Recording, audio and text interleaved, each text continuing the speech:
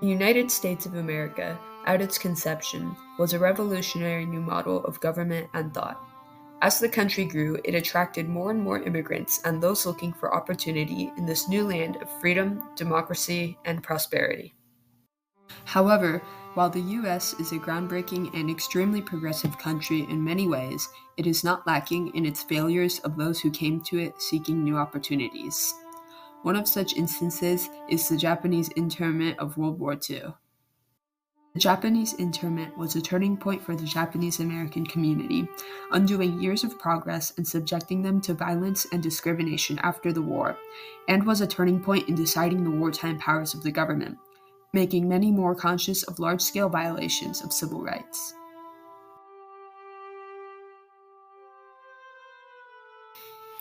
Before World War II, Japanese immigration to the U.S. was growing as a result of the Meiji Restoration from 1868 to 1889. The Meiji Restoration was essentially a coup, reinstating the emperor as the supreme ruler of Japan instead of the shogun, the military leader who had been the head of state since 1192.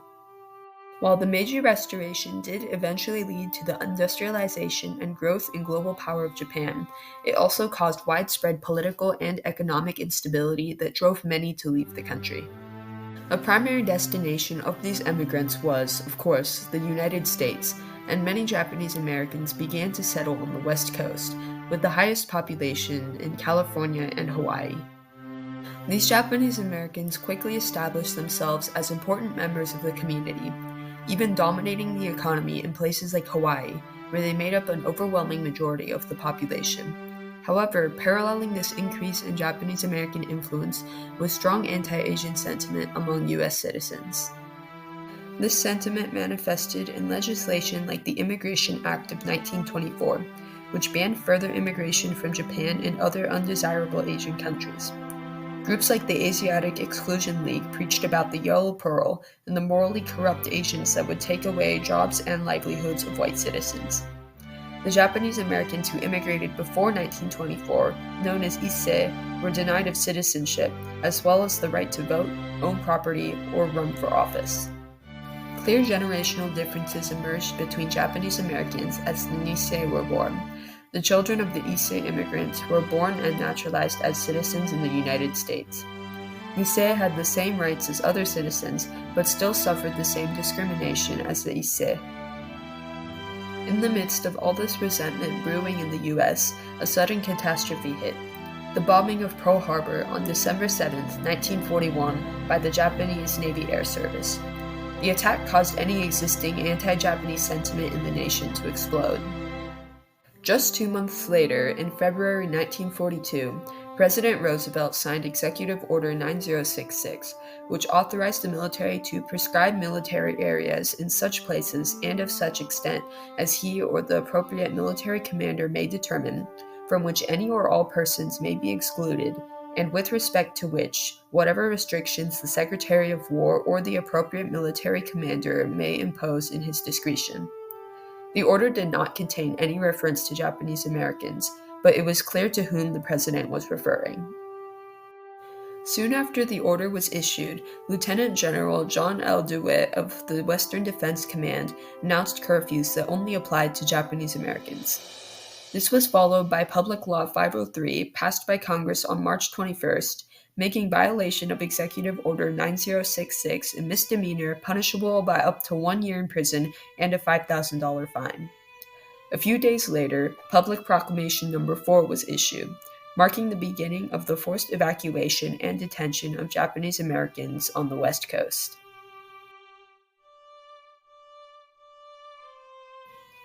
From the end of March to August, thousands of Japanese American civilians were evacuated from the West Coast and sent to camps such as Topaz in Utah, Tule Lake in Manzanar in California, and Gila River in Arizona.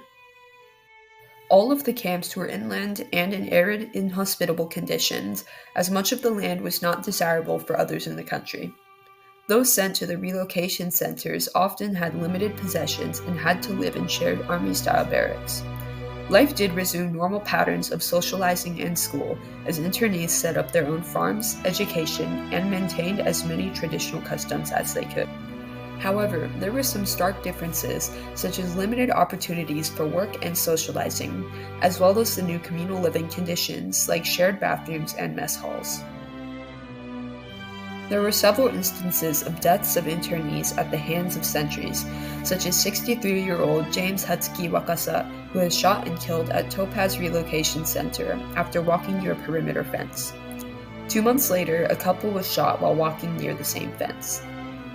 Riots and other violence were not unheard of as well, such as a riot in Santa Anita Assembly Center, 1942, as a result of poor rations and overcrowding. Despite the courage and apparent patriotism of some, like the 442nd Regimental Combat Team, completely made up of Japanese Americans, and the criticisms of prominent members of the Roosevelt administration, like U.S. Attorney General Francis Biddle, the internment lasted until the end of World War II, and the camps were slowly evacuated.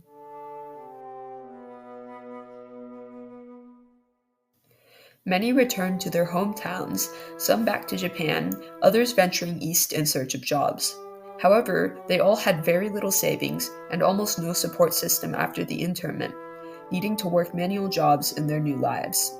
Their tax records had been destroyed by the IRS, making it even harder for them to secure reparations. In addition to monetary struggles, many suffered from the sheer psychological shock of the internment and then having to simply return to their normal lives after all they had experienced. Many were suffering from the loss of loved ones in the camps, as well as open hate directed at them both before and after the internment. Eventually, a redress movement started among the descendants of the internees, leading to President Gerald Ford officially repealing Order 9066 in 1976. The Civil Liberties Act and an official apology from Congress were secured in 1988, awarding $20,000 each to over 80,000 Japanese Americans as reparations. Court cases throughout the internment, such as Korematsu v. U.S. and Hirabayashi v. U.S., which ruled the internment and Japanese-only curfews constitutional, left a lasting legal legacy on the country. The internment is also commemorated in media, such as books, movies, and monuments. Events such as the 9/11 attacks and the resulting Patriot Act and discrimination towards Muslim Americans, as well as the role of mask mandates in the recent COVID-19 pandemic, have also raised questions about the role of the federal government in controlling people's personal lives. The Japanese internment was brought about as a result of early anti-immigrant sentiment in the U.S. and the Pearl Harbor attacks. These uncovered the racially hostile ideas of many in the country and resulted in Executive Order 9066 officially authorizing the internment. Many faced hardships and violence in the camps, as well as discrimination and racially motivated hate after the internment ended. Today, the legacy of the Japanese internment, combined with the Patriot Act and the mask mandates of the COVID-19 pandemic, stand as a reminder of the power of the unregulated federal government.